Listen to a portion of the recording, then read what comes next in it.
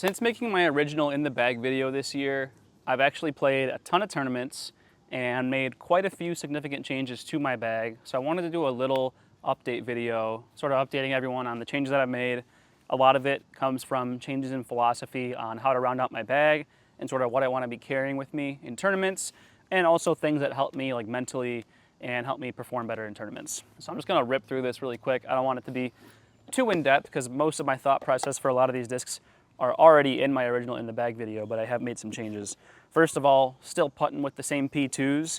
Only change here is I added one more. So I have a more beat up one that I'm using from further like C2, maybe even outside C2 putts. Just nice to have a little bit more movement, a little bit more glide, easy to get it going out further. And I've also just been trying to cycle in new ones more often as well. So I have an older one and then I try to keep some new ones in there as well. I like the little extra fade that you get. I don't like them being too beat up. Next change is my approach putters, and I've made a change for every single slot in my bag, so I'm just gonna pretty much go through my whole bag. I still have two Toros, no more zone.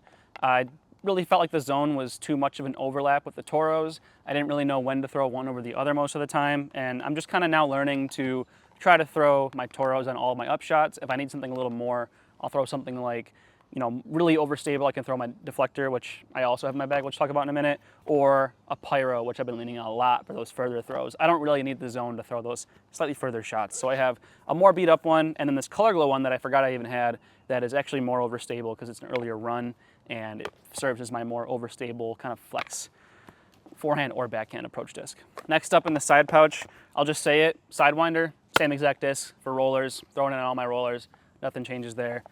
And then I have my three putters that are in the side pouch. I still have an Envy, beat up Electron Firm Envy. Love it for all sorts of different shot shapes, really understable. Overstable backhand disc. We have a newer Rebirth Eagle McMahon Envy. I like how this is a little bit more dome than a typical Envy, and it's not as stable as most premium Envies, but it does have a little bit of finish and it glides super nice. So it's just a nice straight flying backhand disc that pretty much always finishes. You can give it a little bit of flex. It's been really nice in that slightly overstable spot that I want to fill. And then as you'll see, I don't have a Pure in my hand. I loved the Pure. I really liked the Opto X Pure because it was overstable right out of the box. Problem is as I threw it more and more, because I was throwing it all the time at pretty much every event, it was turning more and more into pretty much the exact same disc as my Envy, or very, very close to it. So I actually ended up putting a Cosmic Fury in the bag, which is a little bit more overstable, and it has the added benefit of being a smaller rim, so it just feels a lot better in my hand. And this has been a lot better in that slot between my Electron Envy and then my premium Envy that's a bit more overstable. Just slots right in the middle of these. And this is really the putter that I'm leaning on for most of my shots to just throw on every single angle. Mid-ranges I've changed pretty dramatically. I'll just go ahead and show you the two that I've kept and why I've kept them. My Pyro, it's great for anything that I gotta throw further than my Toro. I can kind of fill that gap of where the zone was before a little bit too by just throwing a little softer. I'm throwing this disc more and more the longer I have it in my bag. I'm a huge fan of it. Get a Pyro in your bag for sure. I did try throwing a, I forget the see-through plastic for MVP, I forget the name.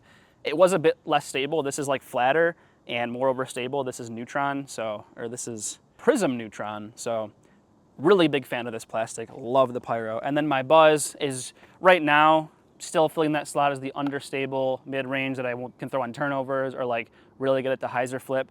I'm gonna try and fill that slot in as I'll talk about in a second, but kind of needs to be in the bag right now because I don't quite have a disc that fits that slot too well. The new additions, since I already brought it up, the deflector, man, this disc is crazy. It is one of the most overstable discs I've ever thrown. Like it's like a mid-range tilt. It is starting to get beat up to be a bit more where I probably want it to be, where it's usable, but like more overstable than my Toros when they're fresh, even after getting beat up a little bit. So I can chop it and it'll still flex out for me. I can throw it hard, flat, and it's almost always skips. Like if I know I need a skip to the left or to the right, I can just crank it flat. It's gonna dump out and it's just gonna hit the ground with a ton of spin, and it almost always skips. But just like really good utility disc, really great into the wind. Been loving it, and as I'm beating it up, I'm finding more uses for it as it's not so overstable. And the other two, both of these are in my bag, sort of trying to replace the Buzz. I have two hexes. I have an Eclipse 2.0 hex and this Neutron hex that I dyed myself. I thought it looked pretty nice. This Neutron Hex, I wanted to fill the slot of my Buzz. It's not quite as beat up as the Buzz, because the Buzz I've had for over a year now, maybe 2 years. So this, I want to get to the point where it's turning over as much as that one is. Until then, Buzz is staying in the bag. Once this is the same as the Buzz leaves, and I have this. And then the Eclipse 2.0 is just more overstable. It's a little bit less stable than my Pyro, which is really nice. It flies super nice flat, better into wind for a Hex. But yeah, I mean, the Hex is such an awesome disc. It feels so good in my hand. It flies so nice. If you don't have a Hex, try one out. On to Fairways, 7 speeds, I only have 3 in the bag. I think at times I had like 5 or 6 going back to other times in my career, but now I'm down to 3, and I'll explain why. Kind of the same as my Toros, I'm realizing that I had too much overlap, too many options, and I wasn't ever like 100% sure on the disc that I was throwing.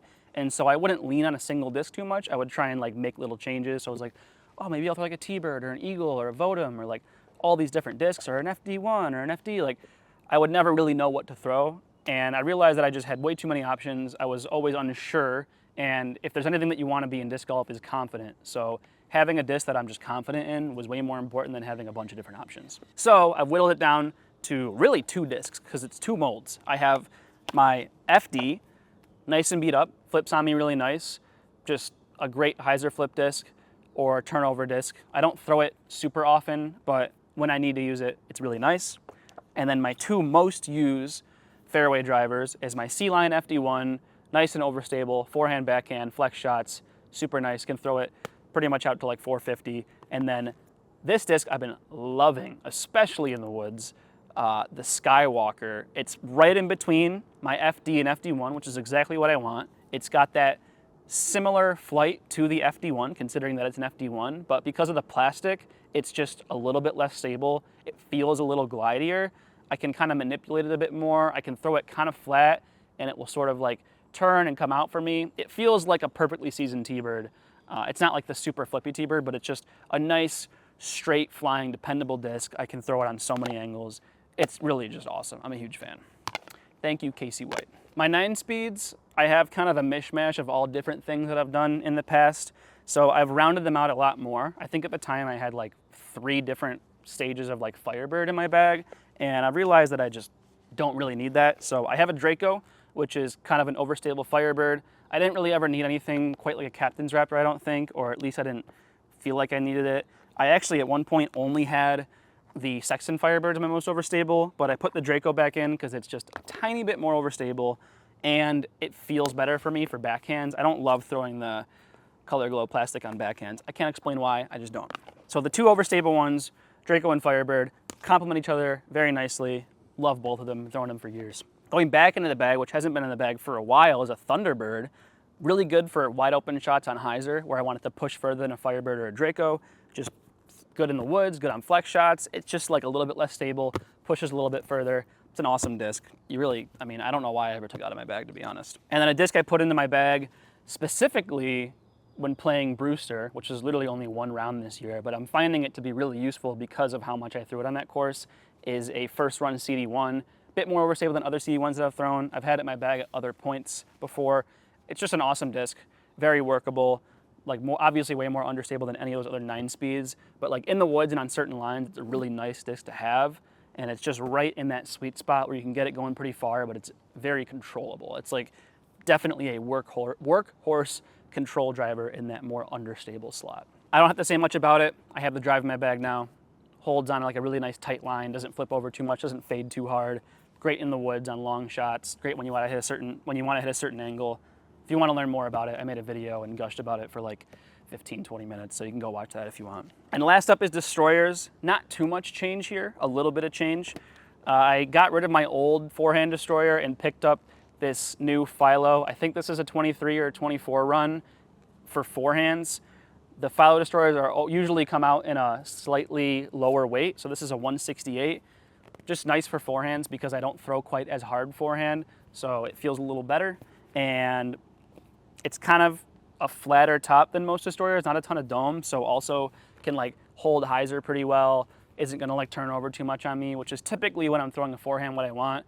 If I want something that'll turn over a bit more, I can always forehand one of these destroyers. And then onto the rest of my destroyers. Really the big change is whittling it down a bit more. So I only have 4 that I'm throwing mostly backhand. I don't really throw that one backhand ever. And I have kind of one that fills each slot, and I'm leaning more towards overstable. I noticed, again, going over to Brewster Ridge Open, the CD1 was my realization for Brewster. But the Destroyer was definitely the disc that I had a realization with when it comes to Fox Run. And the biggest thing with that is I was just throwing too flippy. It's way easier to throw more overstable and stay in bounds and throw more flex lines than it is to try to flip stuff up. Something that Gannon Burr leans on a lot, obviously, as a flex player. It's just a better way to play, like straight up. Like I went OB when I threw flippy. When I threw overstable, I stayed in bounds a lot more. So I have right now 3 Halo Destroyers, and I don't think I'm gonna stay with that, but I'll explain why. These 2, I have a pretty fresh 21 Kelvin Halo Destroyer that's very overstable, super nice, and then a bit of an older one that I actually just got back, and I put a smiley face on it because it's so similar in color. This was actually lost in a lake like over 2 years ago and was returned to me a course an hour and a half away from where I lost it like a couple weeks ago. So it's like a little bit less stable than this one that's more new. So these complement each other really well. This is kind of more of my bomber Halo Destroyer, and this one is more when I just want a lot of overstability. Right now I have this Halo Destroyer, which is a 22, I think, run, and it's super beat up, as you can see. No more stamp left, and like the plastic is basically wearing away under where the stamp was. It's just like super workable, super usable. In this slot, I did have an older 2020 Swirly Star Destroyer, but I lost it. But someone just found it a couple days ago, so that'll probably fill this slot back in when I get it back. But this also fills the slot kind of well. This is just a little bit more stable than that other one. And then for understable, I have my go-to blue bomber. It's pretty understable at this point. If it's really warm out, I probably won't throw it because it gets really flippy. But in conditions like today where it's a bit cooler and it's not going to be so flippy, it's a really good disc for just getting a ton of distance. Don't really throw it forehand, but just huge backhand lines, big turnovers where I got to throw like close to 500. This is the one. But yeah, that's it. Going kind of more overstable, filling out some slots a little bit, cutting down on disc a little bit, really just making little changes where I felt they were necessary. And I feel like I'm kind of getting closer to how I feel my bag suits my game, moving more to what I think is best for me instead of trying to copy others or do things that I think I should do. And that's kind of, I think, just part of everyone's disc golf journey. So yeah, that's my bag. I got a bunch of big tournaments coming up, and I'm going to be throwing all these discs for all of them. Next up, I have Warwick Championships coming up next weekend. So be on the lookout for that. And thanks for watching. I'll see you next time. Peace.